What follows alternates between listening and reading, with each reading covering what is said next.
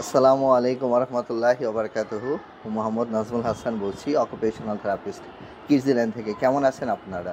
আজকে occupational therapy টিপসে আপনাদের simple একটা গেম দেখাবো। দয়া করে যেসব প্যারেন্টসরা ফাইন মোটরের বিভিন্ন খেলা খুঁজতেছেন, যে ফাইন মোটরে কী কাজ করানো যাবে, ফাইন মোটরের কী ধরনের জিনিস আসলে দরকার, কোথায় পাওয়া যাবে, মার্কেটে পাওয়া যাবে কিনা, এই ধরনের গেমগুলো নিয়ে মূলত আজকে কথা বলবো। প্লিজ দয়া করে একটু দেখুন, আমি একটা গেম তৈরি করেছি একদম ডিআইওয়াই, মানে একদম সিম্পল ম্যাটেরিয়ালস দিয়ে। এর জন্য আপনাকে মার্কেটে যেতে হবে না। যেটা করতে হবে, বাসায় আপনাকে কিছু জিনিস কেনা থাকলে বা আপনার যদি থাকে, বিশেষ করে যাদের সেলাই মেশিন আছে, বাসায় সেলাইয়ের কাজ টাজ করেন, তারা ইজিলি এই খেলাটা তৈরি করে ফেলতে পারবেন। চলুন তাহলে দেখি নিই আসলে কীভাবে আমি এই খেলাটা তৈরি করেছি আমাদের কিডজিল্যান্ডের স্টুডেন্টদের জন্য।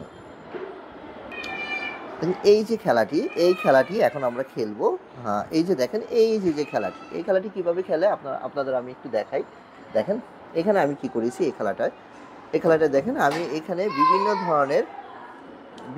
ধরনের এই যে দেখেন চেইন লাগিয়ে দিয়েছি। হ্যাঁ, চেইন লাগিয়ে দিয়েছি বিভিন্ন কালারের, যেখানে আপনি চাইলে কালারটা শেখাতে পারবেন, হলুদ, সবুজ, নীল, কমলা, কালো। এগুলো হলো বেলক্রো। এগুলো কি বেলক্রো, কালো বেলক্রো। তো আমাদের নর্মালি মার্কেটে দুই কালারের বেলক্রোটা অ্যাভেলেবল পাওয়া যায়, অন্যান্য কালারও পাওয়া যায়, কিন্তু এগুলো খুব একটা অ্যাভেলেবল না।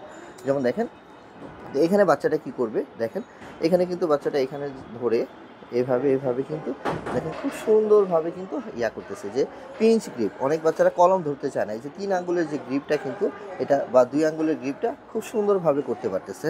যেসব বাচ্চারা ধরতে পারবে না, আপনি চাইলে এখানে একটু সুতা লাগাই দিতে পারেন, একটু বড়। এখানে যে ছিদ্রটা আছে, এই যে ছিদ্রটা, এই ছিদ্র দিয়ে কিন্তু আপনি একটু মোটা সুতা লাগাই দিতে পারেন, তাহলে সে ইজিলি যেন টানতে পারে। এই সে যে টানলো, এর ফলে কিন্তু তার আঙ্গুলের শক্তি ভালো। হ্যাঁ, খুব ফাইন মোটর ইমপ্রুভ হলো। এবং এখানে কিন্তু তার আরেকটু শক্তি লাগতেছে, এই যে শক্তি লাগতেছে। হ্যাঁ, এটা টেনে খোলা কিন্তু একটু কঠিন বাচ্চাদের জন্য। হ্যাঁ, এটা একটু সহজ, এই জিনিসটা সহজ, বেলক্রোটা। তাহলে এইভাবে কিন্তু দেখেন আমি একটা কী করেছি, একটা কাঠের বোর্ডকে, কাগজের বোর্ড, যে কাগজের যে বিভিন্ন বোর্ড থাকে না, যে কাগজের বোর্ড, কাগজের একটা বোর্ডকে আমি কাপড় দিয়ে র্যাপিং করে নিয়েছি সুন্দর করে, যেন এটা একটু যেন দেখতে সুন্দর দেখা যায় আর কি। হ্যাঁ, তারপরে আমি বেলকোগুলা সেলাই মেশিন দিয়ে, দেখেন আমি বেলকোটা কীভাবে লাগিয়েছি। এই যে এইভাবে কিন্তু আমি বেলকোটা সুন্দরভাবে লাগিয়ে দিয়েছি। এইভাবে চেইনগুলো দেখেন সিঁড়ি করে এইভাবে লাগানো হয়েছে। তো আপনারা এই খেলাটা ইজিলি আপনাদের বাচ্চার সাথে বাসায় তৈরি করে খেলতে পারবেন। এর জন্য আপনাদের মার্কেটে গিয়ে হাজার হাজার টাকার ফাইন মোটরের টয়স কেনার প্রয়োজন নাই।